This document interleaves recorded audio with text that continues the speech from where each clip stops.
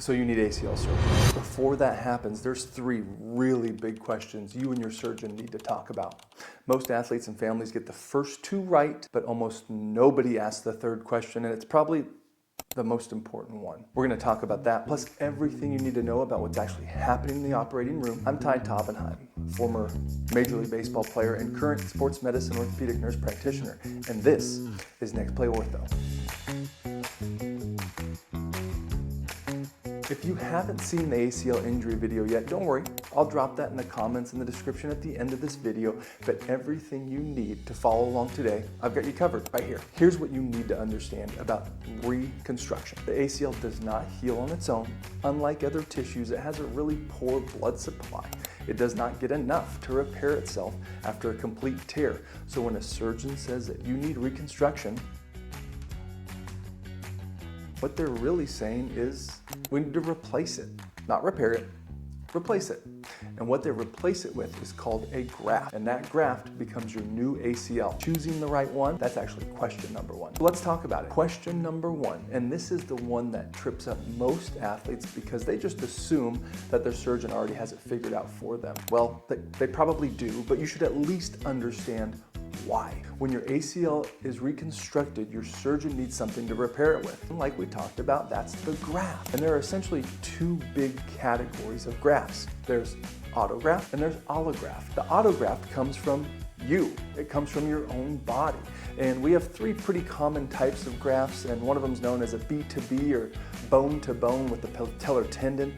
The other is the quadriceps tendon, and then finally the hamstring tendon. Each has its own profile, its own strengths, and its own recovery considerations. And your surgeon is going to have a preference based on your age, your sport, your activity level, and honestly, their clinical expertise and experience. An allograft is donor tissue. It comes from a donor bank, and it's a real option, especially for certain patients, but generally, autografts are the gold standard for young competitive athletes because of how well they heal and integrate into the bone. Now, this video is not to tell you which graft is right for you. That's a conversation between you and your surgeon, but at least knowing these options exists gives you the opportunity to have that conversation open and honestly. That's the whole point. All right, question number 2.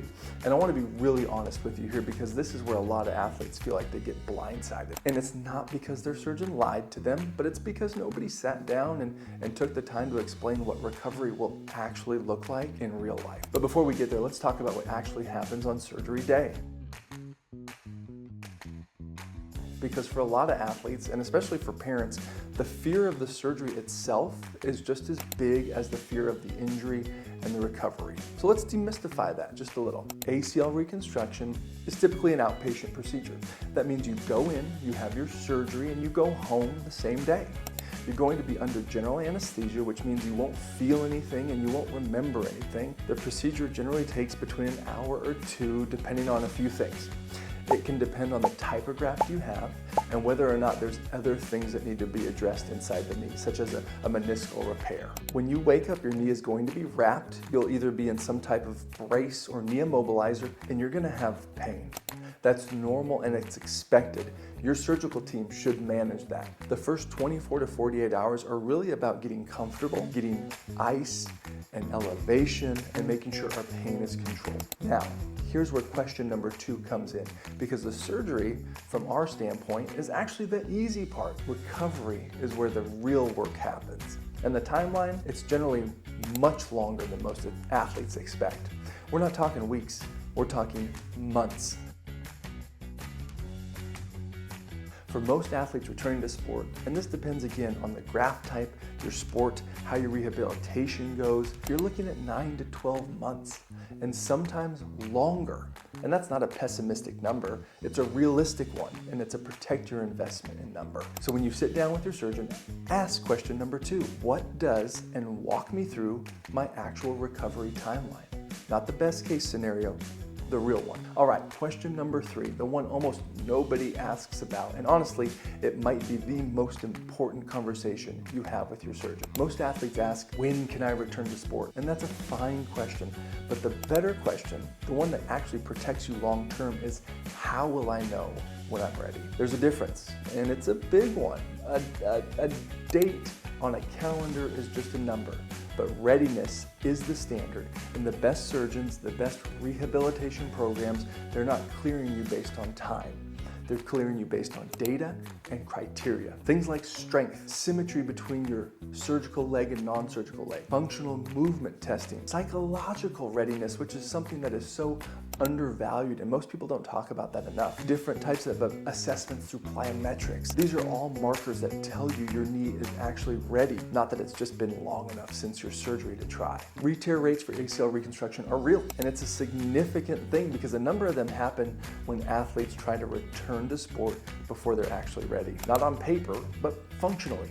So sit down with your surgeon and ask them, what's the criteria to return to sport and what does ready actually look like for me, the individual? That question alone tells your surgeon something very important about you. It tells them that you're invested, you're paying attention, and you are in this for the long game. I've been around athletes my entire life, all the way up from playing sports as a kid through playing baseball professionally for a decade, and I've seen careers ended not by the injury, but by the comeback. Do not let that be your story. I want to talk to you about something that doesn't necessarily show up in any surgery report and it doesn't show up on the MRI, but it could be one of the most important predictors and factor in how your recovery goes, and that's your mindset.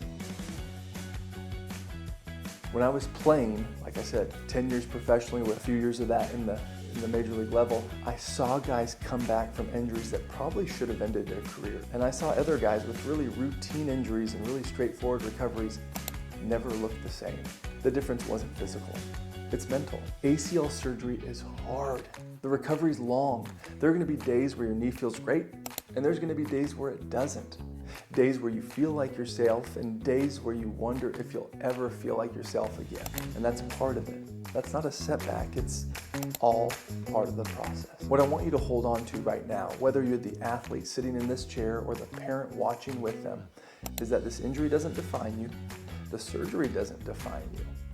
What defines you is what you do next, because the next play is always in your hands. If you've made it this far, you've already become more prepared for this surgery than most athletes who walk into that operating room, and that matters. It genuinely does. Here's what I want you to do right now. Hit subscribe so you do not miss what's coming next, and drop a comment down below. Tell me, what is your biggest fear about ACL surgery? No wrong answers, I read every single one, and your question might become the next video. If you've had ACL surgery, how did it go? Where are you in your recovery? If this helped you and you think I earned it, please share it. Send it to your teammate, send it to your kid, your parent, your coach, because the more informed we are as athletes, the better outcomes we get, and that's what this channel is built on. I'm Ty Taubenheim. I'm a sports medicine orthopedic nurse practitioner. This is Next Play Ortho, and the next play is yours.